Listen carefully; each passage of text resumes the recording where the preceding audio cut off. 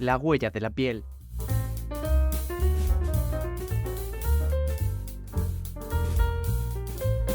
Un podcast de consalud.es con María Velasco.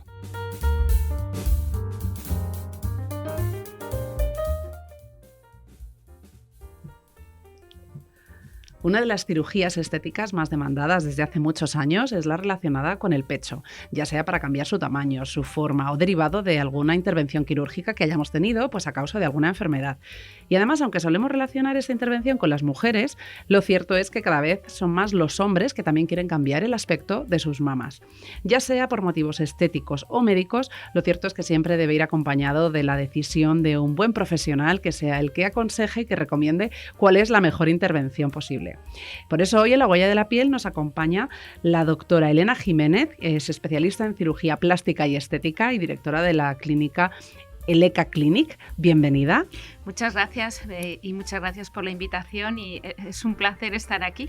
Bueno, vamos a hablar de cirugías mamarias en todo su ámbito, porque lo cierto es que cuando hablamos de una intervención del pecho, todo el mundo piensa en se han puesto pecho, ¿no? Es un aumento. La gente la verdad es que no concibe que te puedas hacer otra cosa que no sea ponerte más tallas, ¿no?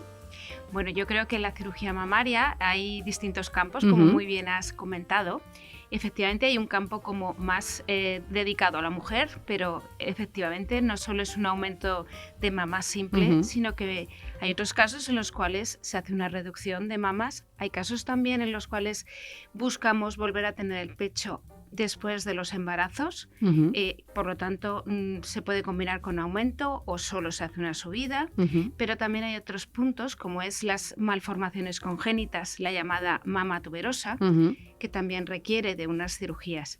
Y en el caso de los hombres podemos estar hablando de las ginecomastias, que es el aumento de tamaño de la mama en el caso del varón. Muchas veces el componente es de un origen también genético, pero hay veces que ciertos medicamentos o ciertos tratamientos pueden hacer crecer el pecho. Y por último, actualmente tenemos que valorar también las mastectomías, no solo por cáncer, sino los cambios de sexo. Claro. Y entonces todo esto ha abierto todavía más el abanico a muchas opciones y las mujeres, los hombres e incluso las personas que quieren cambiar el sexo tienen no solo más opciones, sino también más tratamientos diferentes. Claro, entonces hemos visto que hay muchos tipos de intervenciones en el pecho. Vamos a ir, si quieres, viendo distintos. Por ejemplo, en la elevación de mamas, que es como el más común, el que más conocemos, y es quizá el que cuando alguien decide, bueno, me voy a meter en quirófano, que sea para, bueno, pues siempre pensamos que es para vernos mejor, ¿no? Tiene un factor también psicológico importante. ¿Cómo sería el procedimiento quirúrgico en este caso, en el caso de la elevación del pecho? En este caso, elevación del pecho, lo que nosotros llamamos mastopexia, tenemos que, desde mi punto de vista, es muy importante valorar qué quiere la paciente en ese momento. Hay mujeres que exclusivamente desean elevar el pecho, no quieren más tamaño y quieren recuperar una forma parecida a la que había antes. Pero también hay otro grupo de pacientes que quieren cierto volumen porque lo han perdido. Después de un embarazo o una lactancia, en algunos casos sí se puede producir una atrofia importante de la glándula mamaria y entonces hay un exceso de piel. En el caso de la elevación tenemos que trabajar como tres componentes. Por un lado, si la paciente quiere más volumen, hay que considerar la prótesis de mama. Por otro lado, cómo es la glándula y el exceso de piel. Y esos tres componentes, o por lo menos como mínimo dos, glándula y piel, tenemos que reconstruir o recomponer o dar una forma al pecho. Por lo tanto, siempre hay que hablar de la existencia de una cicatriz y de la existencia también de una recolocación o puntos internos de la glándula y por último valorar exactamente la forma o el volumen que desea en ese momento la paciente. Claro, si luego pensamos, como bien decías, en la elevación, que puede ir o no acompañada de un aumento, ¿el procedimiento sería también similar? ¿También dejaría una cicatriz? Sí, generalmente hay tres cicatrices principales cuando elevamos. La cicatriz que solo es alrededor de la areola, alrededor de la areola y la vertical, o la famosa T, que es areola vertical y una horizontal en el surco de la mama. Es complicado elevar un pecho si no hay una cicatriz. Claro. Sobre todo si no incluimos una prótesis. Hay veces que la elevación es pequeña y solo con una prótesis se puede elevar, pero si la paciente no desea prótesis, tenemos que reducir la piel para que contenga la glándula de una forma más estética, Claro. o más como la paciente quiere. ¿Qué es más complejo, elevar con prótesis o sin prótesis? Bueno, hace unos años incluso la elevación con prótesis se hacía en 2 tiempos quirúrgicos, pero actualmente ya se conocen sobre todo medidas y posiciones para conseguirlo todo en una sola cirugía. Pero efectivamente, tener que conjugar 3 componentes es un poco más difícil que 2. Claro. Pero sí que actualmente lo más frecuente es hacer la elevación. Si incluimos la prótesis, hacer la elevación con la prótesis en el mismo momento quirúrgico. Y luego si pensamos en la reducción de pecho, que también, bueno, pues aunque nos parezca algo como más aislado, yo creo que está bastante también demandado, ¿no? Sobre todo muchas mujeres, pues bueno, o bien porque tienen mucho pecho, pues porque es algo genético, o bien porque son muy delgadas y tienen mucho pecho, hay muchos dolores de espalda, hay muchas circunstancias, o bueno, no se ven compensadas o no se sienten cómodas. Entonces, la reducción de pecho también existe, también se da y también hay que hablar de ella, ¿verdad? Estoy totalmente de acuerdo. De hecho, muchas mujeres vienen a la consulta y dicen, yo voy a ser la rara porque yo me quiero quitar. Claro. Y claro, no es la rara, hay muchas mujeres que se reducen el pecho. El pecho bajo los influjos de las hormonas va a cambiar. Lo más frecuente es lo que hemos comentado, que se puede producir una atrofia después de un embarazo, pero genéticamente podemos tener mucho pecho y entonces nos encontramos con chicas jóvenes que no se encuentran a gusto porque no encuentran tallas ni de bikinis ni de camisetas, que los reductores no llegan, que los sujetadores les van haciendo una marca en la zona del hombro o que incluso tienen marcas en la zona de la mama porque la intentan disimular sacándola por fuera del sujetador. Claro. Y luego, después de embarazos o, insisto, porque de joven no te has atrevido a dar el paso, también tenemos muchas mujeres que buscan una reducción de mamas. En estos casos es muy importante saber qué es lo que quieren, porque la mayoría, al contrario de lo que se puede pensar, quieren un pecho que sea cómodo, quieren volver a hacer ejercicio con tranquilidad, quieren sentirse a gusto y poderse vestir de una forma natural y sin estar siempre pendientes de por dónde estará el pecho. Claro. ¿Se me notará? Claro. ¿No se me notará? Y en estos casos, ¿el procedimiento quirúrgico cómo es? Bueno, pues en estos casos lo primero, o para mí es muy importante, hablar con la paciente y saber con cuánto pecho se quiere quedar. Porque aunque nos pueda parecer para nosotros que es suficiente, a veces piden menos. Claro. Y se trata de ajustar muy bien qué es lo que desea la paciente. Y en estos casos se hace una técnica en la cual la areola se intenta conservar unida al cuerpo, es lo que se llama pedículo, porque ahí podemos mantener sensibilidad. Y luego se realiza una reducción quitando especialmente la zona inferior de la mama. Entonces ahí hacemos una especie de croquis, como si fuera yo les explico que es como una falda, que la reducimos de tamaño y volvemos a tener la cicatriz en forma de T.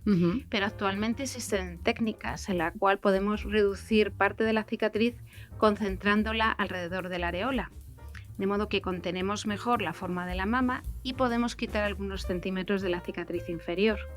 Y entonces el pecho queda más redondito y más alto. Claro, porque una duda que me surge, ya sea por reducción o por aumento de pecho, ¿cómo conseguís que queden simétricos o lo más simétricos posibles? Porque de ahí también los resultados luego que uno se imagina a lo que luego como uno termina.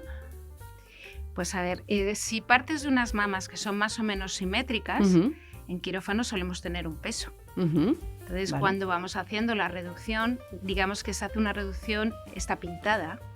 Antes de empezar cualquier cirugía en la mama, se pinta a la paciente y defines exactamente las zonas. Entonces ya ópticamente, más o menos la pintura va a ir en la zona más igual en un pecho que en el otro. Entonces, antes de empezar, ya vas a tener esa simetría que te ayuda.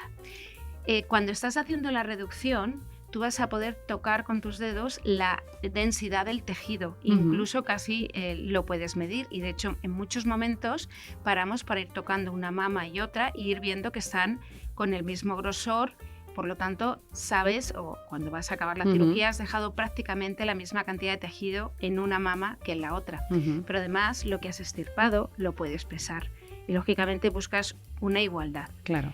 El problema puede surgir cuando son asimétricas.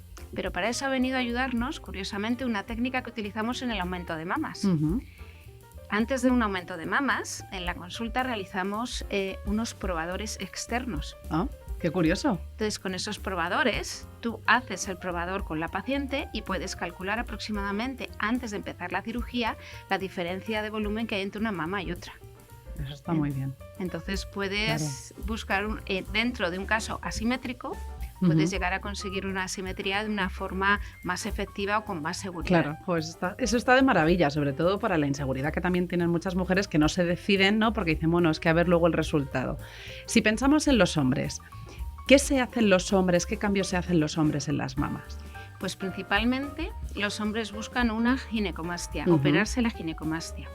La ginecomastia es una cuestión genética, es una condición en la cual empieza un crecimiento de la glándula mamaria a partir de la pubertad, cuando empieza a haber hormonas masculinas.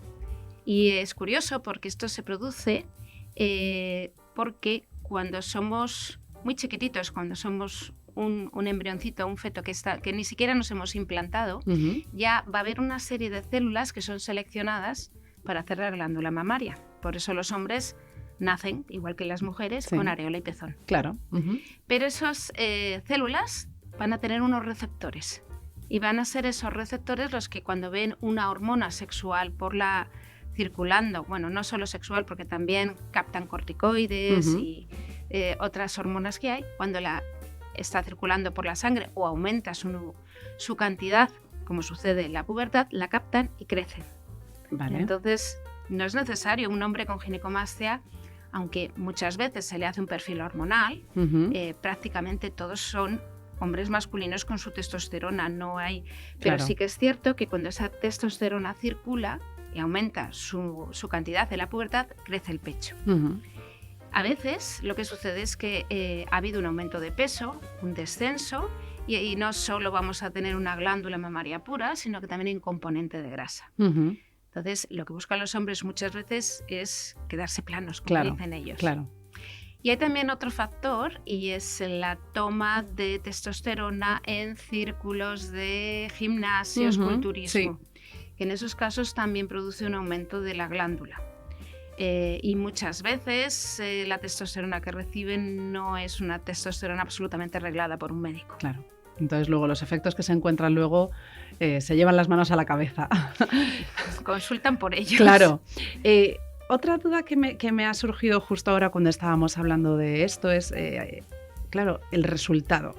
Tú te imaginas en tu cabeza lo que quieres, se lo transmites a tu doctor, pero ¿y si finalmente por una cosa o por otra el resultado que has obtenido no te gusta? ¿Se puede deshacer o hacer una intervención para cambiar de nuevo? Por ejemplo, pues hemos puesto mucho pecho y resulta que es que ahora me veo demasiado, quiero quitar un poquito. O me he puesto pero todavía quiero más. ¿Cuánto tiempo habría que esperar para poder intervenir de nuevo? ¿En qué casos o hasta cuántas veces se puede hacer? ¿O en qué casos se dice, mira, no vamos a seguir tocando porque puede ser todavía peor? A ver, en el caso por ejemplo, en el caso de un aumento de mamas, si la paciente desea más volumen, con esperar 6-7 meses puedes volver a hacer la cirugía, retirar esa prótesis y colocar una prótesis más grande. Vale. Lógicamente es bueno que se asegure la paciente que quiere ese volumen, claro, por beneficio de ella misma. En el caso contrario, pues muchas veces incluso puedes, en el momento que ya tienes lo que es la base ya más o menos estable quirúrgicamente, puedes hacer lo que es el recambio y colocar una prótesis más pequeña. Vale. Pero lo ideal es esperar como mínimo 6 meses entre una cirugía y otra. No hay un número de cirugías estipulado, por decir puedes hacerte tantas, pero recordando algún ejemplo, sí que ha habido casos de mujeres que se han reducido el pecho y se ven más, te piden una segunda reducción en la cual prácticamente lo que estamos haciendo es una mastectomía. Claro, qué barbaridad. Entonces, en esos casos sí que hay que valorarlo muy despacio porque muchas veces no es que estés disconforme con el resultado por cantidad, es porque tienes que definir a veces la imagen que tienes. Claro. En esto también enlazo con algunas mujeres que están en un proceso de masculinización o en un proceso que no quieren masculinizarse pero no quieren tener pecho. Claro. Hay que valorar despacio exactamente qué tipo de reducción de mama quiere. Claro. Porque ahí sí que te puedes, pasado el tiempo, como se puede haber muchos cambios a nivel de imagen propia, pasado el tiempo arrepentirte de haber hecho una reducción excesiva tipo mastectomía. ¿Y ahí podrías hacer luego un aumento? ahí haces una Ahora, en ese reconstrucción de momento. mama. Claro. Bueno, si llegas a mastectomía, sí. Parecida Claro. a las reconstrucciones de mama Ujú. después de cáncer de mama, Ujú. en el cual, pues dependiendo del momento, puedes colocar o una prótesis directamente o hacer la reconstrucción con expansor inicialmente y luego recambio a prótesis de mama. Hay que tener las cosas muy claras cuando uno se va a meter a un quirófano, ¿no, doctora? Yo creo que hay que tener confianza con el Ujú. médico, escuchar los pros y los contras y valorarlo despacio. Claro. Ante una cirugía, lo lógico es tener una cierta meditación Ujú. sobre el paso que se va a dar. Claro. No solo para que no te arrepientas, sino sobre todo para valorarlo todo. Ujú. Si siempre va a tener un acompañamiento, porque éticamente debe ser así. Claro. Pero si la paciente tiene dudas de que a pesar de que todo técnicamente ha sido correcto y que el resultado que tiene era lo que ella inicialmente pensaba, pero que luego ha cambiado, Ujú. ese cambio Claro. es importante. Y luego hay una cosa que a mí me ronda y es que últimamente, bueno, pues con las redes sociales todo el mundo ve cuerpos idílicos, personas idílicas, mundos idílicos, que sabemos todos, o debemos saber todos, que hay mucho filtro de por medio, pero sí que es cierto que cada vez más jóvenes también empiezan a hacerse ese tipo de tratamientos por lo que ven en redes sociales. Entonces, claro, son personas que a lo mejor de muy joven se someten a una intervención y cuando luego maduran o cuando luego crecen se arrepienten. ¿Tenéis muchos casos que os lleguen de sobre todo yo creo que chicas jóvenes en este caso, que digan quiero un pecho y bueno, luego veremos qué es lo que pasa? Pues tienes razón y cada vez hay más. Uh-huh. En España, legalmente, a partir de los 16 años, puedes realizarte una intervención y entre los 16 y los 18 solo hay que informar al padre, a la madre o al tutor que te vas a realizar la intervención, pero no puede en ningún momento impedírsela. Vale. Siempre y cuando exista una independencia económica de esa Sí, persona. claro. Si no, sí lo pueden impedir. Y a partir de los 18 son mayores de edad y se les considera totalmente en plena uso de facultades y de responsabilidad. Lo que sucede con las redes sociales, la inteligencia artificial y otro componente, que es el componente del acceso a ciertos portales sexuales de forma muy libre, es que los modelos que hay, efectivamente, en algunos casos, el pecho que piden o las reducciones que piden son un poco límites. Claro. Es también muy difícil en estas edades y con estas vivencias poderles hacer entender absolutamente todo. Entonces, muchas veces lo que se reciben son segundas intervenciones que lo piden pues cuando tienen más edad de reducción de volumen en el caso de del aumento de pecho. O sea, cambiar un poco esa locura que se hizo en la juventud, ¿no? Bueno, y sobre todo en las decisiones, a veces incluso esas decisiones no son ni siquiera propias. Ya, también. Sino que están inducidas o por lo que les rodea o por la persona que tienen más cercana en ese momento. Claro. Y como en la vida hay que estar preparado para los cambios, claro, porque es un continuo fluir y un continuo cambio, muchas veces encuentras que ese punto hay que modificarlo. Claro. Pero eso cada vez hay más. Y el tema de la inteligencia artificial va a ser un tema que será un debate ya, no del futuro, sino prácticamente del presente. Luego hay otro punto que a mí me gustaría que comentásemos y es, claro, estamos hablando de salud mental. Hay mucha gente que recurre a estas cirugías pues porque lleva años acomplejados, o por tener mucho pecho, o por tener poco pecho, o por tenerlos asimétricos, o por cualquier cosa. Entonces, muchas veces se demoniza la intervención quirúrgica, cuando realmente a lo mejor sí que está haciendo un bien para esa persona en concreta, porque cuando por fin pasa por quirófano dice, wow, ahora sí que me veo, ahora sí que me acepto, ahora sí que me encuentro bien y cómoda conmigo misma, ¿no? El tema mental es un tema que siempre que inicias una primera consulta con una paciente siempre está ahí. Tanto porque en algunos casos efectivamente le estás ayudando, pero en otros casos hay que tener también cuidado. Claro. Porque te puedes encontrar con pacientes que su imagen la tienen con una distorsión que no es real. Entonces hay que intentar hacerles ver que pueden existir otras opciones o intentar hacerles ver que no es cuestión que todo el mundo tenga que aceptarse a sí mismo. Por ejemplo, en las reducciones mamarias, cuando realizas la intervención, realmente estás dando calidad, calidad de vida, porque son mujeres que no pueden correr, por ejemplo. Claro. porque no hay ni sujetadores que sean capaces de sujetar el volumen del pecho y además se sienten francamente incómodas.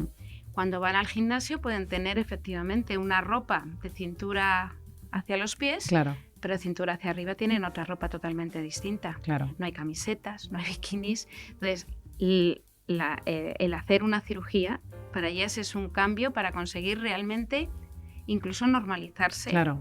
en un simple sujetador. Ir a comprar un sujetador para ellas pasa de ser una cosa que es un sufrimiento a decir, bueno, ahora mismo tengo el sujetador que va acorde con mi imagen y con mi idea. En muchos aumentos de mamas también te encuentras eso mismo, sobre todo en las malformaciones congénitas, la mama tuberosa.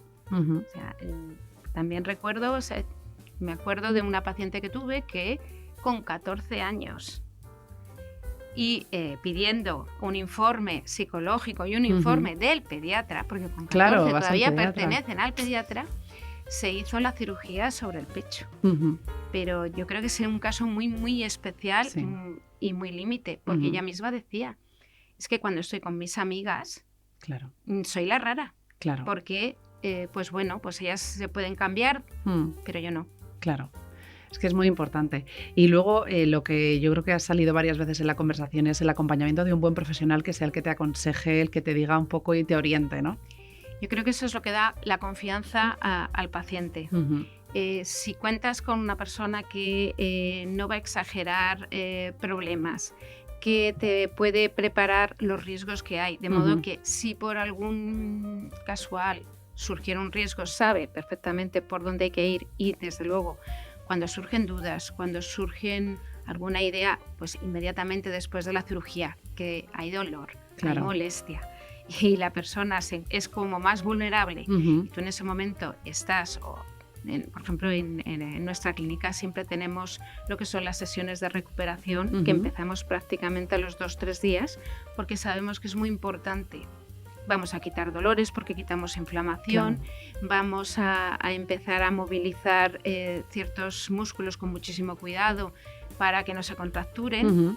Todo eso ayuda mucho a que el paciente se sienta cómodo y sobre todo confíe y vaya viendo desde muy pronto que el resultado va avanzando por el camino correcto. Justo te iba a preguntar que cómo es una recuperación después de una intervención de cirugía de mama, qué hay que tener en cuenta, qué precauciones hay que tener o qué complicaciones pueden surgir.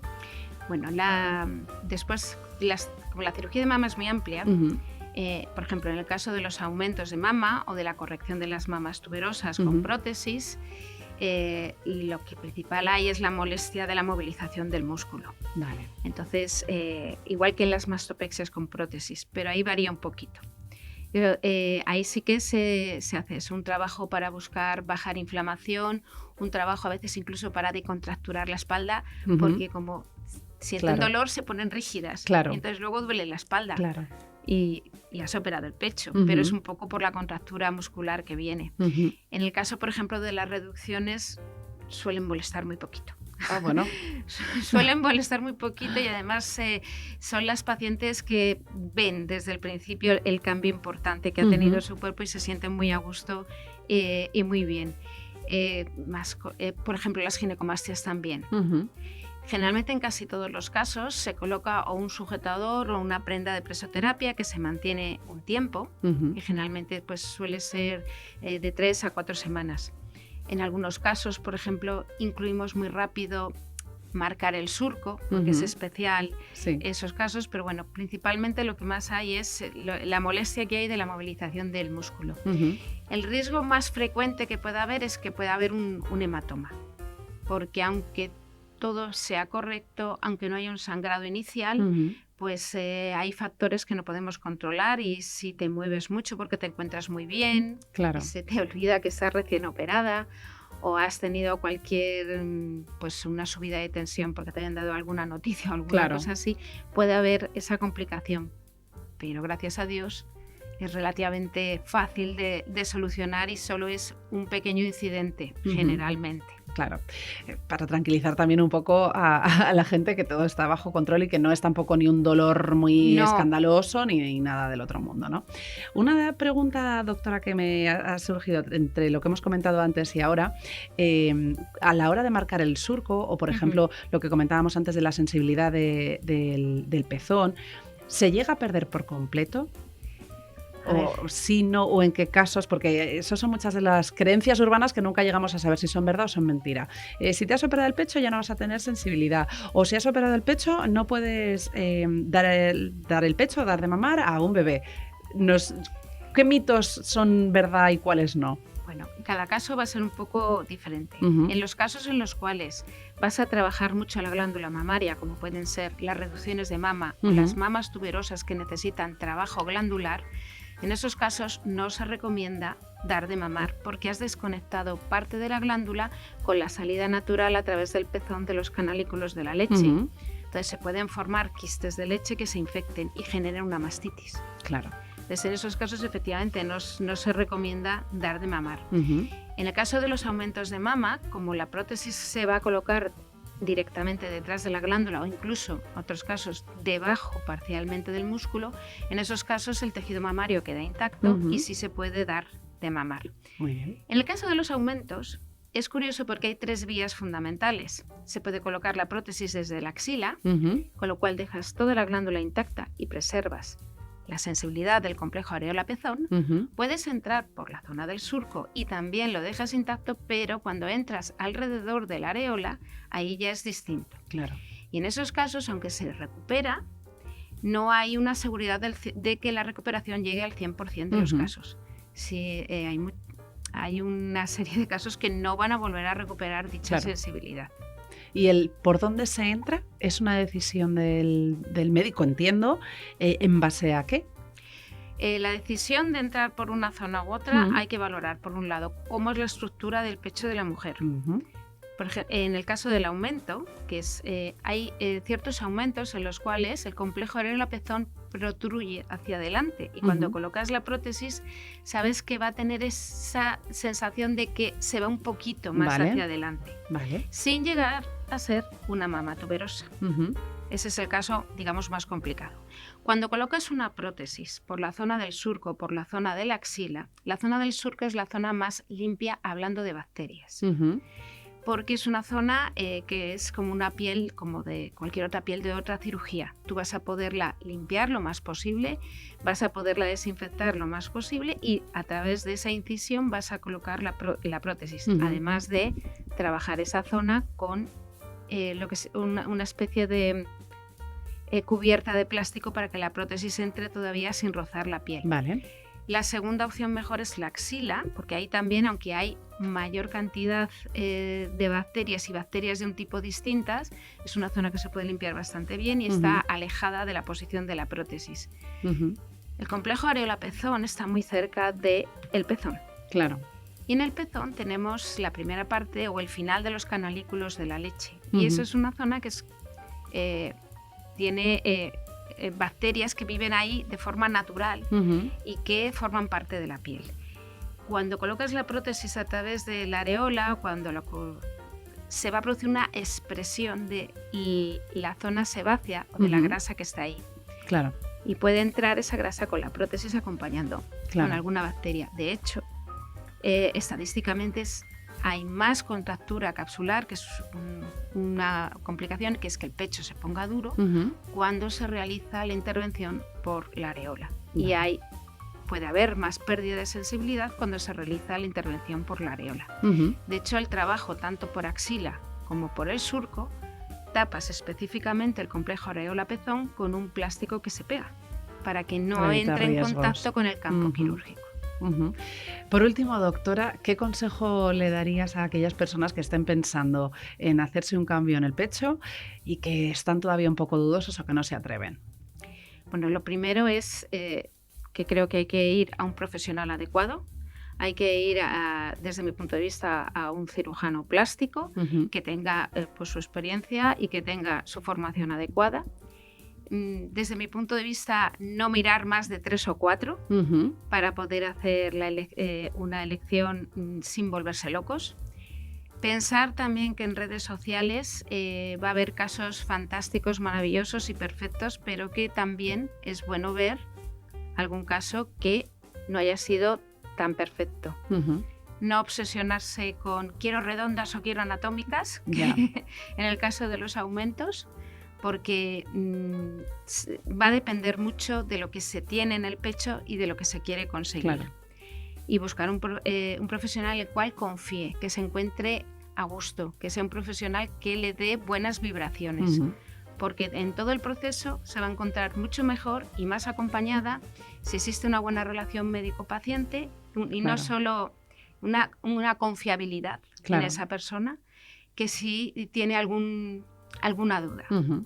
Pues muchísimas gracias, doctora Elena Jiménez, por acompañarnos en La Huella de la Piel. Ha sido muy interesante y sobre todo yo creo que hemos despejado muchas dudas en torno a las cirugías mamarias.